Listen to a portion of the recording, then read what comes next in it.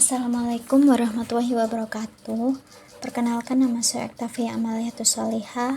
Di sini saya akan menjelaskan mengenai studi kasus proyek optimasi sistem dari dua studi kasus ini dengan menggunakan metode particle swarm optimization atau PSO, dimana untuk programnya langsung saja saya jelaskan. Untuk fungsi biaya atau cost function ini, P ini sebagai simbol mendefinisikan fungsi handle, dimana P ini sebagai variabel input yang berisi daya dari 4 pembangkit seperti pada soal ini.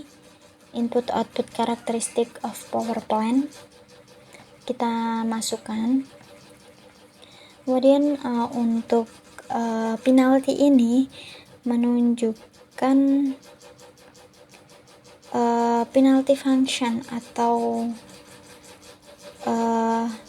absolute selisih antara total daya dengan beban, dimana bebannya ini saya memasukkan 1200 sesuai dengan ketentuan untuk total beban yang harus disuplai sesuai pada soal.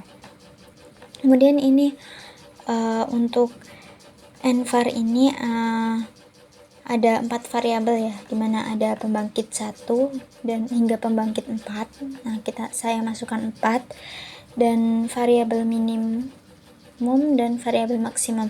Untuk variabel minimum ini pada studi kasus yang pertama tidak dicantumkan berapanya, sehingga saya masukkan 0. Dan untuk variabel maksimal saya masukkan 1200 karena sesuai dengan total beban. Ini sebagai penalty juga nantinya. Kemudian ini ada optimization particle swarm. Ini letak intinya ya, dimana ini swarm size ini saya masukkan 50, dimana ini menjelaskan untuk menyebar 50 partikel atau tebakan solusi hingga 50 sekaligus. Meskipun nanti ini kita masukkan 100 hingga 300 juga boleh. Dan kemudian ada max iteration, dimana maksimal iterasinya kita masukkan 200. Dan ini ada display iter, ini perintah untuk menampilkan setiap iterasinya ya. Kemudian ada P optimization, cost optimization, dimana ini adalah eksekusi dari perintah, mulai dari perintah dari cost function yang sudah kita masukkan, and variable maksimal dan minimal hingga optimasinya. Kemudian ini untuk menampilkan hasilnya berupa hasil optimal dan total biayanya. Langsung saja kita run. Nah, di sini memunculkan hasil yang cukup ekstrim ya, menumpuk di unit 4 yakni 1200. Hal ini dikarenakan karena studi kasus yang pertama ini merupakan menunjukkan optimasi tanpa batasan gitu, karena tidak ada Vmin sama Vmax-nya sesuai dengan saya masukkan tadi gitu, sehingga hasilnya seperti ini gitu. Sehingga hasil ini menunjukkan optimasi tanpa batasan dan tidak realistis jika diterapkan gitu. Berbeda dengan hasil optimasi dalam studi kasus yang kedua. Nah, untuk studi kasus yang kedua ini Tadi kasus yang kedua ini kan diketahui ya untuk minimal sama maksimalnya.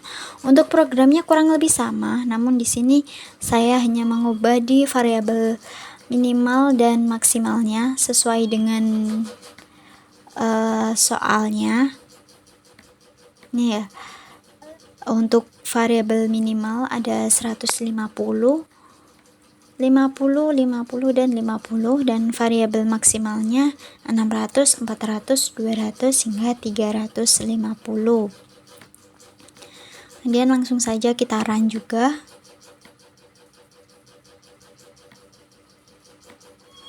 Nah, ini.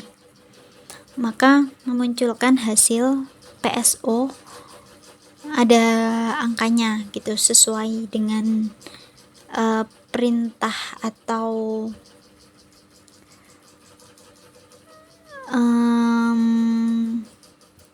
variabelnya, dimana kita sudah memasukkan tadi dan memunculkan hasil optimal yakni 650, 50, 200 dan 350 dengan total biayanya 9.650.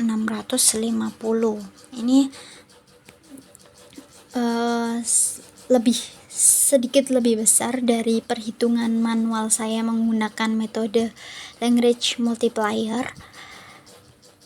Hal ini membuktikan bahwa PSO atau particle sum optimization ini bisa terjebak di local optimal atau solusi valid tapi belum tentu termurah gitu.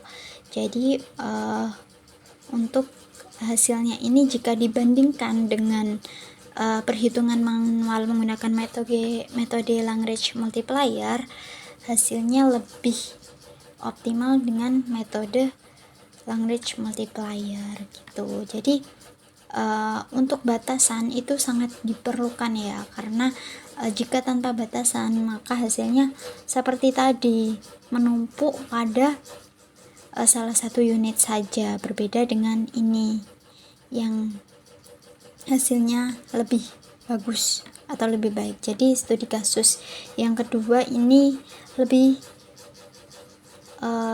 mudah didapatkan gitu. Nah, mungkin itu saja, kurang lebihnya mohon maaf. Terima kasih. Wassalamualaikum warahmatullahi wabarakatuh.